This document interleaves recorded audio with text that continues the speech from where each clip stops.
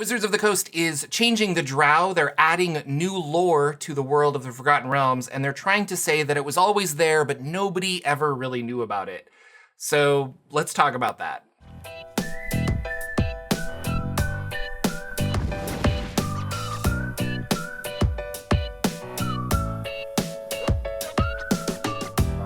Hey everybody, Jordan here. The PH is silent, and if you have been unaware of the changes that are happening within the Forgotten Realms, we're going to talk about them. This is not my typical type of video, but I've been getting a lot of requests for people to, they want to know more information on this Drow stuff that's going on, and I don't have an answer for you because there is no information, because Wizards of the Coast is rewriting it or adding it and making it up, and so we're all learning at the same time, basically.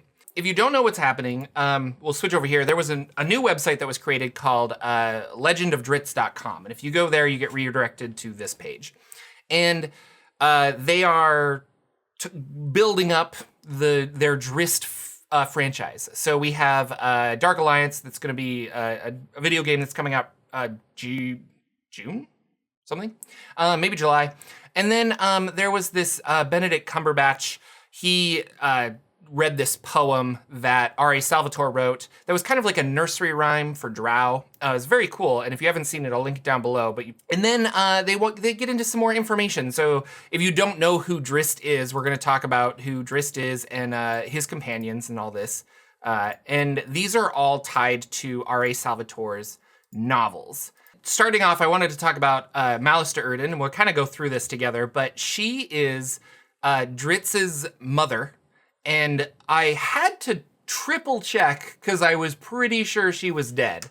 And she died in the novels pretty, not early, but like really before Drizzt even left the Underdark, if I remember correctly. It's been a long time since I've read those novels. But now, so Malice and her daughters, so Drizzt's family is basically upset with him. And it says here that Malice's web of intrigue were torn when Drizzt angered the goddess and fled the cult, and only his destruction will usher her house back into the Spider Queen's fell graces. But this kind of makes it sound like she's alive and well. So I looked over here on Forgotten Realms fandom wiki, and it does say that she died, spoilers. She lost favor with Lolth, and then her daughter was able to kill her. If you don't have favor with Lolth, then a lot of Lolth magic and stuff will work on you. Up here, there's a little thing, and this is from the AD&D Trading Cards, 1992. It says, Malice has a Rod of Reincarnation.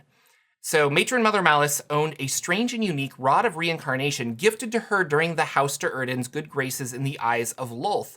The scepter possessed the abilities of a regular Rod of Resurrection, but also could instantly destroy a creature, rebirthing them as a completely random new being of the same power level. The knowledge of the item was lost with Malice's death, as she kept the Rod's existence a secret. So this is a rabbit hole that we are going to go down, and I think when I have more information, I'm going to make a video like I normally do. But for right now, with all the stuff going out, we should talk about it. So Malice might not be dead. Maybe they're bringing her back. Who knows? And then we have Lolth, the Spider Queen. Lolth, an ancient goddess of the Drow elves. And it says specifically that she has her cult of Drow elves in the Underdark, and she's manipulating them. Lolth ignited a divine war between the elven gods and sundered the elven people forever. She then convinced a group of Drow elves to follow her to the Underdark, where they remain her fanatical worshippers to this day. The Spider Queen is fueled by sacrifices performed on her priestesses, whose word is law in her city of Menzoberranzan. Those in her capricious favor bear the markings of Lolth's embrace across their skin and wield her divine powers, but woe to anyone whose mark begins to fade. I didn't know this. So this matron, this white marks on her face, this is Malice. That is the mark of Lolth, apparently. And it's like spider, like legs coming across your face is kind of how it was described. So this is new. and not something that I've ever really known. And so I don't know if Wizards of the Coast is just kind of saying, well, that's how it's always been. Like they're just not retconning, but just kind of inserting their own lore for the rest of this, or if this is something I missed. But I'm pretty sure that it's not anything I've ever seen before, because there she is without any kind of cool markings. This website is here, and we talk about Menzoberranzan. And within this website, they talk about the Uda Drow, which are the evil Menzoberranzan Lolth Drow. And then we also talk about the Aven Drow, which is these are all new words as far as I know. And these are Drow that live in the northern ice reaches of Faerun, also known as the Starlight Elves. And this straight up looks like a video game cuts. I mean, maybe I'm wrong, but like this just feels like they took a screenshot from the Neverwinter MMO. I don't know. Like this too. This just looks weird. And then the last one is Loren Drow, which are going to be like druidy Drow that live in the south. There's no information on any of these, but they definitely dropped those names. So then we jump over to issue 37 of Dragon Plus magazine. I am sorry that I don't keep up with this. I should be reading these, but normally it's advertisements, and I'm like, I'm already buying your stuff, and I know what's going on, so I don't need to be super excited. But if we get into this, there is Beyond the Underdark. Sorry, if we get into this, there is Beyond the Underdark, Secrets of the Drow. And I'll make this a little bigger because I can. So these are Lolth marked Drow that are out leaving Menzoberranzan. And in here, they have the Legend of Dritz. They talk about this, that we all know the Drow elves live in the Underdark and they worship the Spider Queen. And everybody knows that, but it specifically says, and everyone is wrong. And so their Wizards is going to change the lore of Drow. We're going to add more to it, is what it seems like. Uda Drow are corrupted, and they're the ones that are in the Underdark, and they have obedience and a burning hatred. And I thought this was interesting because Lolth controls so much of the Drow there, with finely tuning their society to create basically an endless loop that nobody can really get out of. And so this elevates Drizzt even further because he did escape. He somehow got away, and like Lolth didn't just strike him dead. And, plenty of the people tried to hunt him down and kill him, but all have failed. And it's to the point now where they're like, well, we don't think about Drizzt anymore, but he was the one that got away. And so what they're suggesting in this article is that there are people that there are Drow in the society that know that this is wrong and know this is a weird, endless cycle of violence. But if they speak up and say anything, they get out of Lolth's favor and then they die. And they don't want to die, so everyone plays the game. Like, don't rock the boat that you're in, kind of a thing, even though you don't want to be in this boat in the middle of this terrible spider ocean. So it says here, franchise creative director Jeremy Jarvis says there are whole societies of Drow that did not follow Lolth into the Underdark. Two such groups are the Aven Drow and the Loren Drow, or the Starlight Elves and the Green Shadow Elves, respectively. Some of the Drows went north, and they are basically living in a weird, wonderful world because they have protection from strong illusionary magic and snow. So they've been living up there. Nobody even knows who they are or that they've been there for millennia, like a long time. It's not just like, not even 1,000 years. Like, this is since elves have been on Faerun and reshaped many of the planet. And it's kind of interesting, but nobody knows about them. So that's where I say they're injecting lore. And then the other ones are the Drow that are in the southern regions, some jungles and stuff, and they're the same way. Nobody really knows about them. They're very isolated, but they've been there the whole time, is what they're trying to tell us. And it says here that we're expanding the Legend of Dritz series. They want to expand the lore, and they're basically doing it like we need to ensure that the Drow would read as a fantastical living group of elves, as beautiful and otherworldly as they are nuanced. One of the very first things we did is explore lividity and temperature zones in the appearance of all Drow. Adding these areas of warmth to their features communicates that they are living, breathing beings with beating hearts. The takeaway from this is that the Drow can be redeemed, which is a great concept. Lolth is just an evil thing, but specifically Drow aren't. They can make a choice to be good.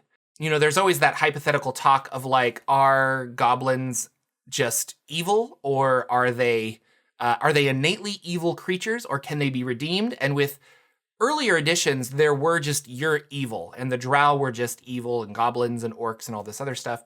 But shying away from that, it seems now that there is a free choice. Everybody has free choice, and your choices define who you are and your actions going forward.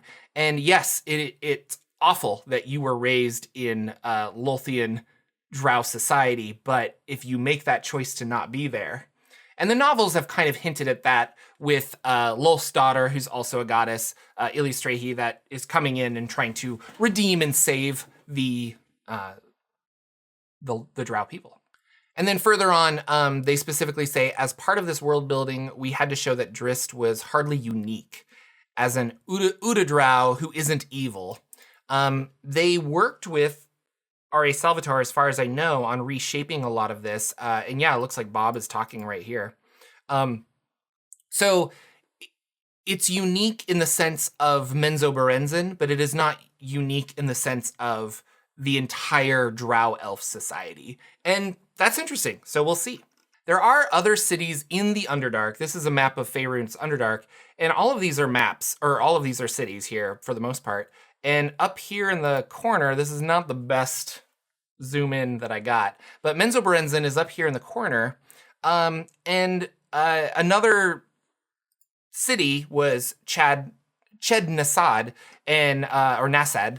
No, Nasaud. Ched Nasaud.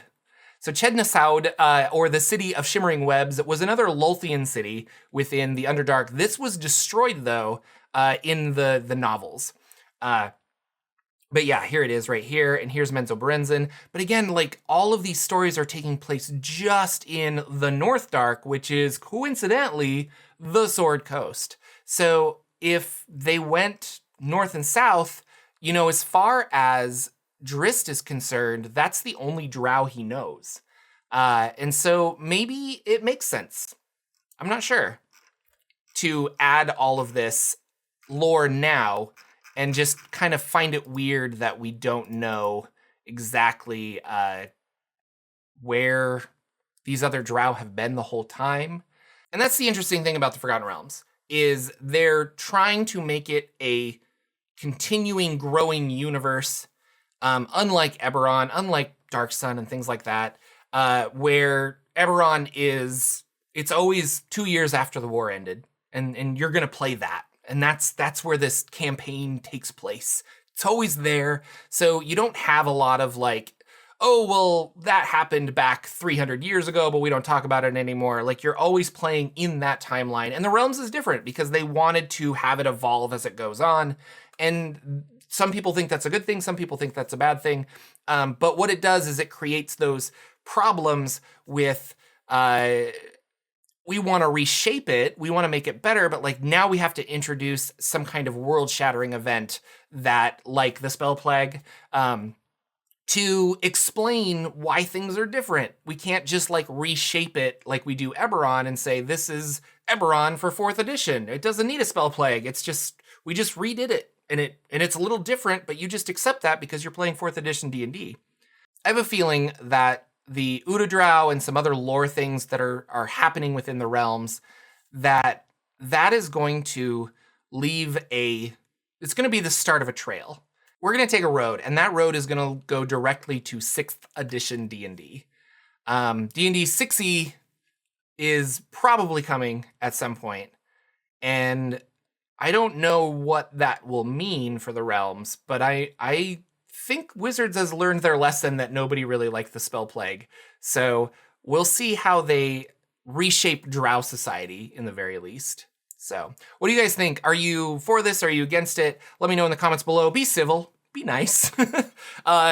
If you don't like it, you can always not have it in your game. But whether you like it or don't like it, it's going to be part of Wizards of the Coast's interpretation of the realms. And I'm fascinated. I'm interested. There's a lot going on here, and we'll see what happens. So thank you guys for watching. Again, kind of an odd video for me, but I will be back with more videos in the future. And take care. You're awesome. I will see you all in the next video.